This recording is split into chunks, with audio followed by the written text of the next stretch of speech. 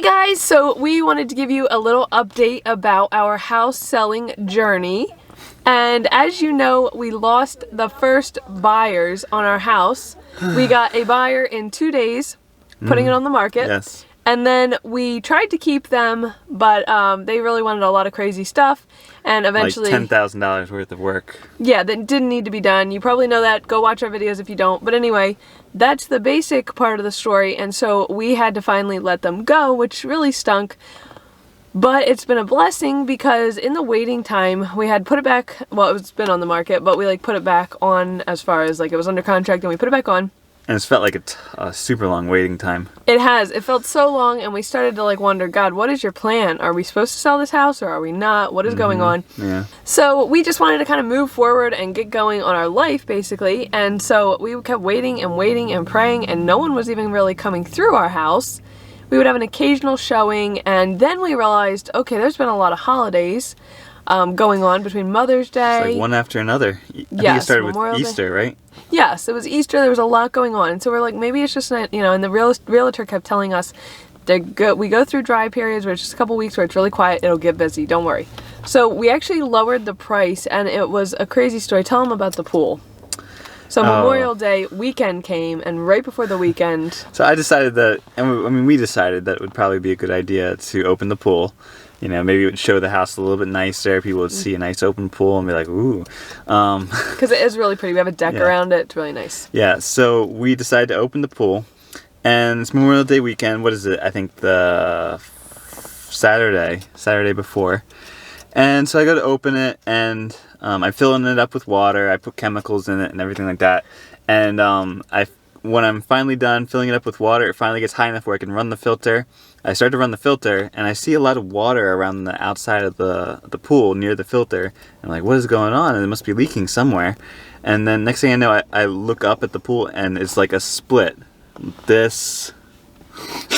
Yeah, the whole length of the pool. The whole length of the side of the pool. The siding, is not the completely liner. Split. Yeah. Just the siding. The only thing holding the water from just completely flooding out was the liner. Yeah, so we did a lot of research. We talked to Rick's dad, who is he like has his own construction business, so he knows a ton. He's built houses. He knows a lot about stuff. A lot of home repair stuff. Yes, so he came and looked at it on Sunday, the next day, and he was like, you know, it's really not repairable. It was an old pool, so we had to tear down the pool, and thank goodness for our wonderful dads between the two of us, because his dad actually, while my dad and Rick were kind of tearing out the pool at times, his dad was rebuilding, like refinishing off the deck, because now we had a whole area that needed to be refinished. Yep. So I thought, this is going to take weeks. We're going to be delayed. People are going to come to look at the house. It's going to look ugly because we have this unfinished area.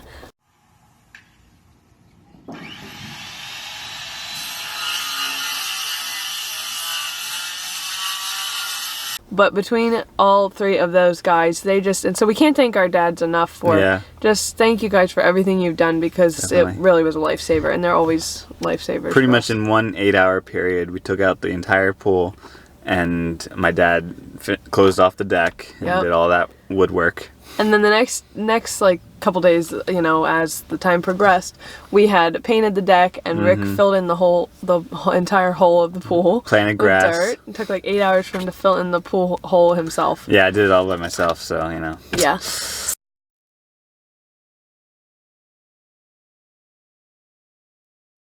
So, but it was crazy because, you know, it was just so neat to see how God provided when we had a tough time. And so we just trusted, and it was right after that happened, we started having so many people we couldn't even keep up. I mean, there were showings like every day. There was a couple that were coming at the same time.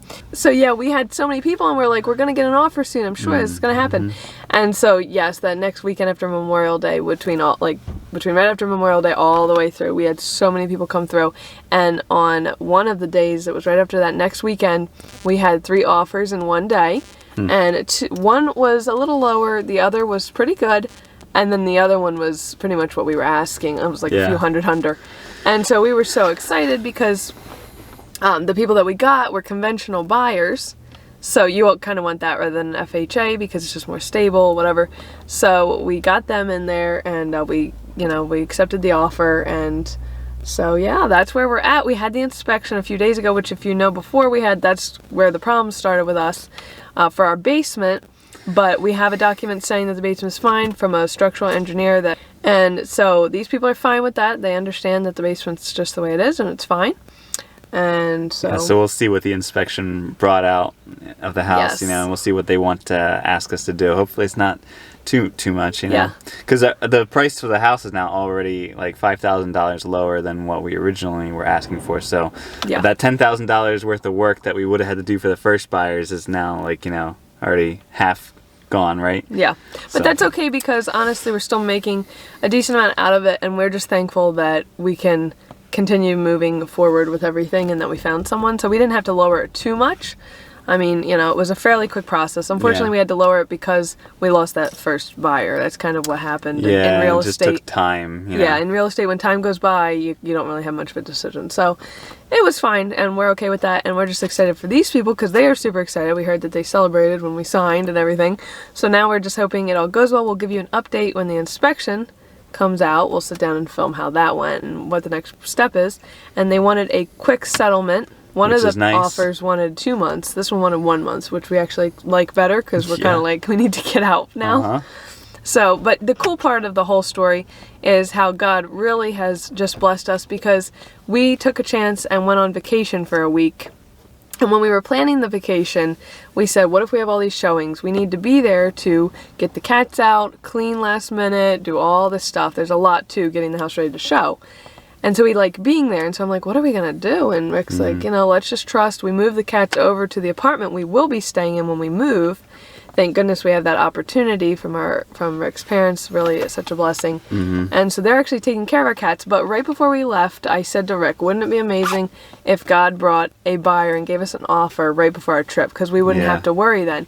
And guess what? That's exactly what happened. So the timing couldn't have been more perfect. We've had such a fun time away now, just knowing that everything's moving forward and God provided for us. Able to put that behind us and just relax. Yeah. So it's been so cool and just a testimony to how we can trust God and know that He really does have the perfect plan. And the waiting was good for us. We got more time in our house, which was special, to make more memories. And we will be filming, it'll be probably the most real video on our channel when we film leaving our house because it's going to be sad. I'm sure I'm going to be crying a lot.